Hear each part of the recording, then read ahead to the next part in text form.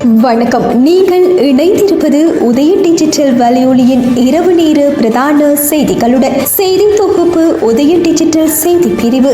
செய்திகள் வாசிப்பவர் லிஷா தரணீஸ்வரன் மற்றும் புஷ்கரணி ரவீந்திரன். இலங்கை வரலாற்றில் பேரழிவை ஏற்படுத்திய சுனாமி அனர்த்தத்தை எதிர்கொண்டு இன்றுடன் 20 ஆண்டுகள் பூர்த்தியாகின்ற நிலையில் நாடளாவிய ரீதியில் விசேட நினைவேந்தல் நிகழ்வுகள் ஏற்பாடு செய்யப்பட்டுள்ளன. சுனாமி அனர்த்தத்தினால் உயிரிழந்த இலங்கையர்களை நினைவு கூறும் வகையில் இன்றைய தினம் காலை யாழ்ப்பாணம் மாவட்ட செயலகம் மற்றும் அனர்த்த முகாமைத்துவ அலுவலகத்தின் ஏற்பாட்டில் ஆழி பேரலையின் உயர்நீத்த உறவுகளுக்கான 20வது ஆண்டு நினைவேந்தல் இன்று யாழ்ப்பாணம் மாவட்ட செயலகத்தில் கேட்போர் கூடத்தில் இடம்பெற்றது. யாழ்ப்பாணம் மாவட்ட செயலகத்திற்கு முன்பாக தேசிய கொடியேற்றி வைக்கப்பட்டதை தொடர்ந்து ஆத்மசாந்தி பிரார்த்தனைக்காக 2 நிமிட வணக்கம் செலுத்தப்பட்டதுடன் ஈகை சுடர் ஏற்றப்பட்டது. இதேவேளை யாழ்ப்பாணம் வடமராட்சி கிழக்கு உடுத்துறை சுனாமி நினைவாலயத்திலும் சுனாமி நினைவேந்தல் இன்றைய தினம் காலை 9 மணியளவில் இடம்பெற்றதுடன் தெல்லிப்பள்ளி துர்காபுரத்தில் இயங்கி வரும் சிற்பாலயம் கலைக்கூடத்தில் காலை 9:25 அளவில் பிரார்த்தனை நிகழ்வுகள் இடம்பெற்றன. மேலும் கிளிநொச்சி மாவட்ட செயலகத்திலும் வன்னி குரோஸ் மற்றும் சுனாமி நினைவேந்தல் அமைப்பின் ஏற்பாட்டில் சுனாமியால் உயிர்நீத்த ஆயிரக்கணக்கானவர்களின் உடல்கள் புதைக்கப்பட்டுள்ள புதுக்குடியிருப்பு அய்யனார் கோவிலடி பகுதியில் அமைக்கப்பட்டுள்ள சுனாமி நினைவலயத்தில் சுனாமி நினைவாலயத்தில் 2 நிமிடம் மௌன அஞ்சலி செலுத்தப்பட்டு பொதுச்சுடர் ஏற்றப்பட்டு அஞ்சலி நிகழ்வுகள் இடம்பெற்றன. கௌதாரி முனையில் மண் அகழ்வுக்கு அனுமதி கொடுக்க வேண்டாம் என யாழ்ப்பாணம் கிளிநொச்சி மாவட்ட அபிவிருத்தி ஒருங்கிணைப்பு குழு தலைவரும் கடற்றொழில் அமைச்சருமான ராமலிங்கம் சந்திரசேகரன் தெரிவித்துள்ளார். இன்றைய தினம் நடைபெற்ற கிளிநொச்சி மாவட்ட அபிவிருத்தி ஒருங்கிணைப்பு குழு கூட்டத்திலேயே அவர் இவ்வாறு தெரிவித்தார். அவர் மேலும் தெரிவிக்கையில், கௌதாரி முனை ஒரு முக்கியமான பிரதேசம். அந்த இடம் சம்பந்தமாக உங்கள் எல்லோருக்கும் நன்றாக தெரியும். அதனை பாதுகாக்க வேண்டிய தேவையுள்ளது. எனவே அனுமதி கொடுக்கப்பட வேண்டாம் என்பது இந்த அபிவிருத்தி ஒருங்கிணைப்பு குழு கூட்ட தீர்மானம். இந்த முடிவுக்கு ஏற்ப செயற்பட வேண்டும் என்றார். இதன்போது குறுக்கிட்ட நாடாளுமன்ற உறுப்பினர் அர்ஜுனா என்று தீர்மானம் எடுக்கப்பட்டு விட்டது என்பதற்காக இதற்கு முந்தைய நாளான 24ஆம் திகதிக்கு முன்னர் அனுமதி கொடுக்கப்பட்டது போல் திகதியிட்டும் அனுமதி கொடுக்கப்படக்கூடாது என்றார். இலங்கை தமிழரசு கட்சியின் தலைமை கதிரையை முன்னாள் அவை தலைவருக்கு வழங்கப் போவதாக முன்னாள் நாடாளுமன்ற உறுப்பினர் எம். ஏ. சுமந்திரன் தரப்பு பிரச்சாரங்களை முன்னெடுத்து வருகின்றது. இதன் மூலம் கட்சியை சீரழிப்பதற்கு சதிவலை பின்னப்பட்டுள்ளது என்ற சந்தேகம் ஏற்பட்டுள்ளதாக கட்சியின் மூத்த துணைத் தலைவர் சி.வி.கே. சிவஞானம் தெரிவித்துள்ளார். கட்சிக்கு எதிராக தொடர்ச்சியாக வழக்குகள் தாக்கல் செய்யப்படுவதானது துரதிர்ஷ்டவசமானது. தமிழரசு கட்சிக்கு எதிராக 4 வழக்குகள் இதுவரை தாக்கல் செய்யப்பட்டுள்ளன. இதன் அடிப்படையான நோக்கமானது கட்சியை செயற்பாடுகளில் இருந்து ஓரம் கட்டுவதும் கட்சிக்குள் பிளவுகளை ஏற்படுத்துவதுமாகும். அதற்கு காரணங்கள் உள்ளன. இலங்கை தமிழரசு கட்சிதான் தற்போது தமிழ் மக்களின் அதிகளவான பிரதிநிதித்துவங்களை கொண்டுள்ள கட்சியாகும். தமிழ் தேசியத்தை பலவீனப்படுத்த வேண்டும் என கருதுகின்ற உள்நாட்டு வெளிநாட்டு சக்திகள் தமிழரசு கட்சியை அரசியல் அரங்கில் இருந்து அகற்றுவதன் மூலம் தான் தங்களின் இலக்கினை அடைய முடியும். ஆகவே இறுதியாக நடைபெற்ற நாடாளுமன்ற தேர்தலில் கூட 8 ஆசனங்களை வடக்கு கிழக்கில் வென்றெடுத்து தனது செல்வாக்கை நிரூபித்துள்ள தமிழரசு கட்சியை பலவீனப்படுத்துவதற்கு நடவடிக்கைகள் முன்னெடுக்கப்பட்டுள்ளன. கட்சிக்குள் இருப்பவர்களையும் வெளியில் இருப்பவர்களையும் பயன்படுத்தி கட்சியை பலவீனப்படுத்துவதற்கு முனையும் தரப்புகள் பாரிய சதிவலையொன்றை பின்னியிருக்கின்றார்கள் எனவும் சி.வி.கே. சிவஞானம் எச்சரித்துள்ளார்.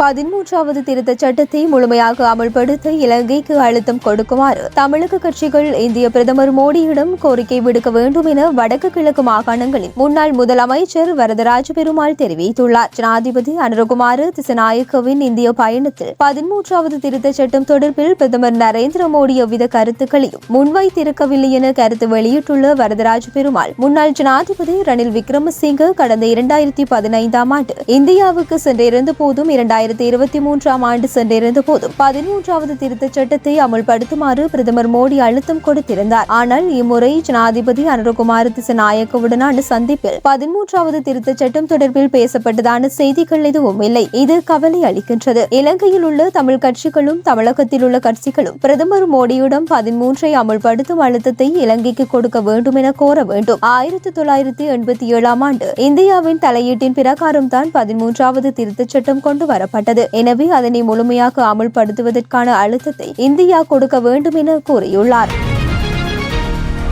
இன்று காலை நடைபெற்ற கிளிநொச்சி மாவட்ட அபிவிருத்தி குழு கூட்டத்தில் இலங்கை பனை அபிவிருத்தி சபையின் தலைவர் சகாதேவனுக்கும் நாடாளுமன்ற உறுப்பினர் அர்ச்சுனாவிற்கும் இடையே கருத்து மோதல் ஏற்பட்ட நிலையில் கூட்டத்தில் அமைதியின்மை ஏற்பட்டதால் அமைச்சர் சந்திரசேகரன் தலையீடு செய்து கூட்டத்தை அமைதி நிலைக்கு கொண்டு வந்துள்ளார். இதன்போது சகாதேவன் அர்ச்சுனாவை பார்த்து நாடாளுமன்ற உறுப்பினர் போல இல்லாமல் நீங்கள் ஏன் பைத்தியக்காரத்தனமாக பேசுகின்றீர்கள் என்று கூறியதற்கு வாயை மூடு என்று நாடாளுமன்ற உறுப்பினர் அர்ச்சுனா கூறியுள்ளார். இதன்போது குறுக்கிட்ட தம்பிராசா, ஒரு நாடாளுமன்ற உறுப்பினர் மக்களால் தெரிவு செய்யப்பட்டவர், வாயை மூடு என்றெல்லாம் கூற முடியாது, இங்கே அதிகாரிகள் தான் உள்ளார்கள் என்றார். இதன்போது குறுக்கிட்ட அர்ச்சனா, ஒரு நாடாளுமன்ற உறுப்பினர் கதைக்கும் போது கதைப்பதற்கு உங்களுக்கு உரிமை இருக்கின்றது என்றால் நீங்கள் நினைத்துக் கொண்டிருக்கின்றீர்கள் நியமிக்கப்பட்டது தான் என்று விட்டு தம்பிராசாவை பார்த்து உங்களது வாயை மூட முடியுமா என்றார். அத்துடன் சகாதேவனை பார்த்து உங்களுடன் திருப்பி கதைப்பதற்காக ஒரு நாளில் 8 அல்லது 10 பேரை இடமாற்றம் செய்துள்ளீர்கள், இதனை உங்கள் கட்சியோடு வைத்துக் கொள்ளுங்கள் என்றார். இதன்போது குறுக்கிட்ட தம்பிராசா, ஒரு அரசு அதிகாரியை பொதுவழியில் வைத்து அவமானப்படுத்தக்கூடாது, இடமாற்றம் பெற்றவர்கள் வேண்டுமென்றால் அமைச்சிற்கு முறையிடலாம் என்றார். இவ்வாறு இருவருக்கும் இடையே கருத்து முரண்பாடுகள் ஏற்பட்டுள்ளது. அதற்கு அமைச்சர் சந்திரசேகரன் பதிலளிக்கையில், இனிமேல் பொதுமக்களுக்கோ ஊடகங்களுக்கோ அபிவிருத்தி குழு கூட்டத்தில் அனுமதி இல்லை, பொதுமக்கள் முறையிட வேண்டுமாக இருந்தால் நாங்கள் அபிவிருத்தி ஒருங்கிணைப்பு அலுவலகத்தில் உள்ளோம், நாடாளுமன்ற உறுப்பினர்கள் உள்ளார்கள், அவர்களிடம் முறையிடுங்கள் என்றார். பொருளாதார மீட்சிக்காக எடுக்கப்படும் திட்டங்கள் வெற்றி பெற்றால் அதன் பெருமை முன்னாள் ஜனாதிபதி ரணில் விக்ரமசிங்கவையே சாரும். ரணிலின் பொருளாதார கொள்கையை கடுமையாக விமர்சித்து ஆட்சிக்கு வந்த ஜனாதிபதி அனுரகுமார திஸ்ஸநாயக்கு எவ்வித மாற்றமும் இல்லாமல் அந்த பொருளாதார கொள்கையை முழுமையாக செயற்படுத்துகின்றார் என ஸ்ரீலங்கா பொதுஜன பெரமுனவின் பொதுச் செயலாளர் சாகர காரியவசம் தெரிவித்தார். ஸ்ரீலங்கா பொதுஜன பெரமுனவின் காரியாலயத்தில் நேற்று நடைபெற்ற நிகழ்வில் கலந்து கொண்டு உரையாற்றுகையிலேயே அவர் இவ்வாறு தெரிவித்தார். கடந்த 2022ஆம் ஆண்டு பொருளாதார நெருக்கடிக்கு பல்வேறு காரணிகள் தாக்கம் செலுத்தின. பொருளாதார நெருக்கடிக்கு தீர்வு காண்பதற்கு அரசியலுக்கு அப்பாற்பட்ட வகையில் தீர்மானங்களை எடுத்தோம். இதற்கமைய மாறுபட்ட அரசியல் கொள்கையை கொண்டுள்ள ஐக்கிய தேசிய கட்சியின் தலைவர் ரணில் விக்ரமசிங்கவை ஜனாதிபதியாக தெரிவு செய்தோம். பொருளாதார நெருக்கடிக்கு தீர்வு காண்பதற்கு நிபந்தனையற்ற வகையில் ஒத்துழைப்பு வழங்கினோம். இருப்பினும் எமது ஆதரவை தவறான வகையில் பயன்படுத்த முயற்சித்த போது அதற்கு எதிர்ப்பு தெரிவித்தோம். பொதுஜன பெரமுனவை பலவீனப்படுத்தி தமது அரசியல் செல்வாக்கை பலப்படுத்திக் கொள்வதற்கு எடுக்கப்பட்ட தீர்மானங்களுக்கு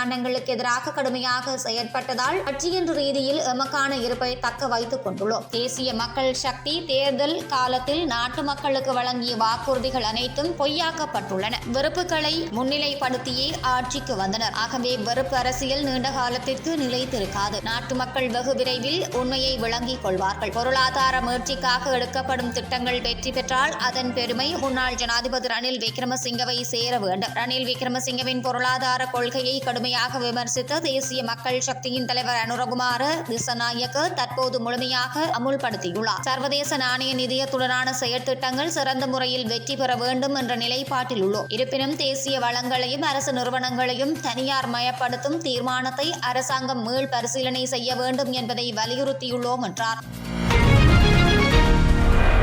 ஆசிரியர்கள் உட்பட அரசு துறை ஊழியர்களுக்கு அடுத்த வருடத்திற்குள் உறுதியான சம்பள உயர்வு வழங்கப்படும் என பொருளாதார அபிவிருத்தி பிரதியமைச்சர் அனில் ஜெயந்த பெர்னாண்டோ தெரிவித்துள்ளார். ஊடகங்களுக்கு கருத்து தெரிவித்த அவர், பிறக்கவிருக்கும் 2025ஆம் ஆண்டிற்கான வரவு செலவு திட்ட முன்மொழிவுகளில் சம்பள அதிகரிப்பு தொடர்பான முழு விவரங்களும் உள்ளடக்கப்படும் எனவும், மேலும் அரச ஊழியர்களின் சம்பளத்தை உயர்த்துவதற்கு நாங்கள் வேலை செய்கின்றோம், அரசியல் லாபத்திற்காக அல்ல. ஆனால் நாட்டின் தற்போதைய பொருளாதார சூழ்நிலையில் மக்கள் கணிசமான இன்னல்கள் எதிர்கொள்கிறார்கள் என்பது அனைவருக்கும் தெரியும். தற்போதுள்ள சம்பளம் போதுமானதாக இல்லை எனவும் சம்பள அதிகரிப்பு அவசர தேவை எனவும் அவர் விளக்கியிருந்தார். மேலும் நாம் அனைவரும் அறிந்தது போல் முன்னைய அரசாங்கத்தால் நாட்டின் பொருளாதாரம் கடுமையாக பாதிக்கப்பட்டது. ஒரு பொறுப்பான நிர்வாகம் என்ற வகையில் 2026ஆம் ஆண்டு வரை மக்கள் பொறுமையாக காத்திருக்க வேண்டும் என்று நாங்கள் கூற முடியாது. நாங்கள் அத்தகைய அணுகுமுறையை எடுக்கவில்லை. எனவே அடுத்த ஆண்டிற்குள் உறுதியான சம்பள உயர்வு கிடைக்கும் என்ற நம்பிக்கையை மக்கள் தக்க வைத்துக் கொள்ள முடியும் என்றார். இத்துடன் உதயன் டிஜிட்டல் வலையொலியின் இரவு நேர பிரதான செய்திகள் நிறைவடைகின்றன. தொடர்ந்து நாளை காலை நேர செய்தி அறிக்கையோடு இணைந்திருக்கலாம். வணக்கம்.